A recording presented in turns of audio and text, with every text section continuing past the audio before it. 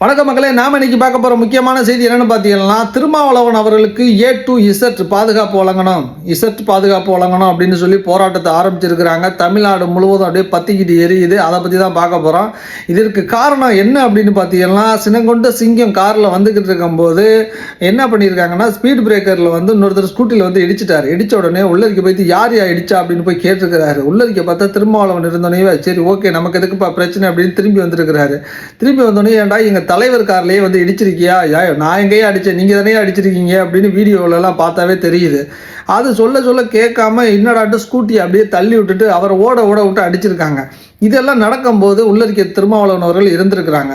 அவர் இருந்தவர் என்ன பண்ணிக்கலாம், தம்பி ஏதோ நடந்து போச்சுப்பா அடிக்காதீங்க அப்படின்னு தொண்டர்களை கட்டுப்படுத்திருக்கணும். அதெல்லாம் விட்டுட்டு வீடியோ லைவில் போட்டுக்கிட்டு இருக்காரு நம்மளை மாதிரியே.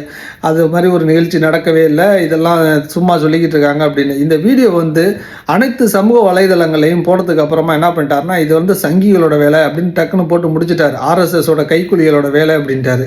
சரி கைக்கூலிகளாகவே இருந்துட்டு போட்டு இந்த வீடியோவை எல்லாருமே பார்த்துருக்காங்களே, நீங்கள் என்ன பதில் சொல்ல போகிறீங்க அப்படின்னு பார்த்தா, அங்கேருந்து கார் வர்றப்போ அந்த ஸ்கூட்டியில் வர்றப்போ அது ஸ்பீட் பிரேக்கர், அதில் போய்ட்டு ஏயா மெதுவாக ஓட்டினேன் அப்படின்னு சொல்கிறது மாதிரி, ஏயா மெதுவாக ஏதாவது போக முடியும், அதெல்லாம் எங்கள் தலைவர் வரும்போது நீ பறந்து போகணுமா இல்லையா, நீ அந்த டயத்தில் போய் காரில் இடிச்சிருக்கீங்களே அப்படின்னு சொல்லிட்டு அது வரைக்கும் வீடியோவை ஸ்லோவாக ஓட விட்டு பேக்ரவுண்ட் மியூசிக்கெல்லாம் பயங்கரமாக போட்டிருக்காங்க. AR ரஹ்மான் மாதிரி போட்டுட்டு இந்த பாருங்கள் திட்டமிட்டு இடிச்சிருக்காங்க அப்படின்னு இவங்க ஒரு வீடியோவை போட அவங்க என்ன பண்ணியிருக்காங்க. அதுக்கப்புறம் ஒரு வீடியோ இருக்குது பாருங்கள், இந்த பாரு கண்ணா அப்படின்னு இந்த பாட்ஷா படத்தில் ரஜினி சொல்கிறது மாதிரி.